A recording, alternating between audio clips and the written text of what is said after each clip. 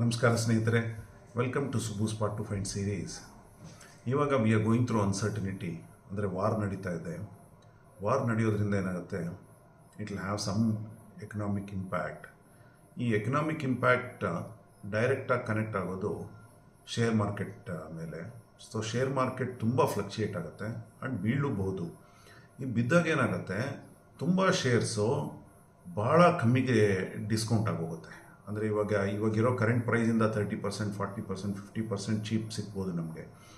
ಅದೇ ರೀತಿ mutual funds ಏನಾಗುತ್ತೆ, ನಾವು ಹಾಕಿರೋ ದುಡ್ಡು ಭಾಳ ಕಮ್ಮಿ ಕಾಣಿಸುತ್ತೆ. ಯಾಕೆಂದರೆ mutual fund is directly link to stock market ಅಲ್ಲ. ಆದ್ದರಿಂದ ಮ್ಯೂಚುವಲ್ ಫಂಡ್ಸ್ NAV ಕೂಡ ಭಾಳ ಕಮ್ಮಿಗೆ ಬರುತ್ತೆ.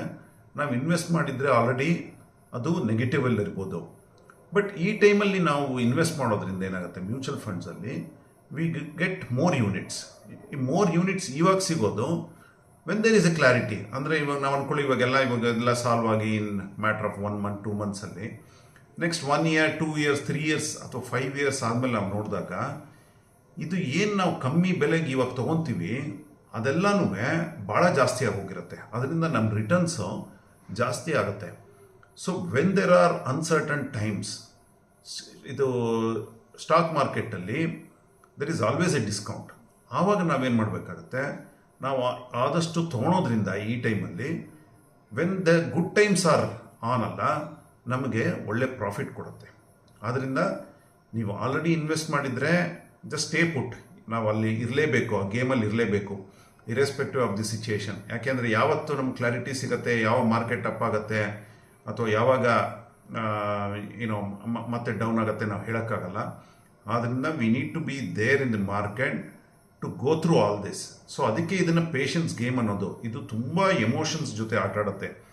ನಾವು ತುಂಬ ಎಮೋಷ್ನಲಿ ನಾವು ಎಷ್ಟು ನಮ್ಮನ್ನೇ ನಾವು ಮ್ಯಾನೇಜ್ ಮಾಡ್ಕೊತೀವಿ, ನಾವು ಅಷ್ಟು ಕ್ಲಿಯರಾಗಿ ನಮ್ಮ ಮಾರ್ಕೆಟಲ್ಲಿ, ಅಂದರೆ it could be direct stocks or mutual ಫಂಡ್ಸಲ್ಲಿ ನಾವು ದುಡ್ಡು ಮಾಡೋ ಆಪರ್ಚುನಿಟಿ ಇರುತ್ತೆ. ಎಮೋಷನ್ಸ್ನ ನಾವು ಕಂಟ್ರೋಲ್ ಮಾಡಿಲ್ಲ ಅಂತಂದರೆ ನಾವು ಭಾಳ ಭಯ ಬಿದ್ದು, ನಾವು ಮಾರ್ಕೆಟ್ ಬಿದ್ದಿದ ತಕ್ಷಣ ನಾವು ಸೇಲ್ ಮಾಡೋದು, ಮತ್ತೆ ಎಲ್ಲ ಮೇಲೋಗಿ ಎಲ್ಲರೂ ನಾ ಇದು ತೊಗೊಂಡೆ ಅದು ತೊಗೊಂಡೆ ಇದಾಯಿತು ಅದಾಯಿತು ಅಂತಂದಾಗ ನಾವು ಮತ್ತೆ ತೊಗೊಳೋದ್ರಿಂದ ನಾವು ವಿ ಲೂಸ್ ದಿ ಆಪರ್ಚುನಿಟಿ. ಆದ್ದರಿಂದ ಈ ಅನ್ಸರ್ಟನ್ ಟೈಮಲ್ಲಿ will have to be there. ನಾವು ಅಲ್ಲಿ ಕಾಯ್ತಾ ಕೂತಿರಬೇಕು. ಇಟ್ಸ್ ಓಕೆ, ಬಿಕಾಸ್ ಇವಾಗ ಮಳೆ ಬಂತು ಅಂದ್ಕೊಳ್ಳಿ, ಮಳೆ ಬಂತು, 1 ದಿನ ಬಂತು, 2 ದಿನ ಬಂತು, 3 ದಿನ ಬಂತು, ಫ್ಲಡ್ಸ್ ಆಯಿತು. But that's not going to be there for ever. ಒಂದು ವಾರ ಇರ್ಬೋದು ಅಷ್ಟೇ. ಅದಾದಮೇಲೆ ಮಳೆ ಕಮ್ಮಿ ಆಗುತ್ತೆ, ಕ್ಲಾರಿಟಿ ಸಿಗುತ್ತೆ, ಸನ್ಶೈನ್ ಮತ್ತೆ ಬರುತ್ತೆ. ಆದ್ದರಿಂದ this is a patience game. Patience ನಮ್ಮಲ್ಲಿ ಎಷ್ಟಿರುತ್ತೋ ಅಷ್ಟು ನಮಗೆ ಒಳ್ಳೆಯದು. Thank you so much. Enjoy your day.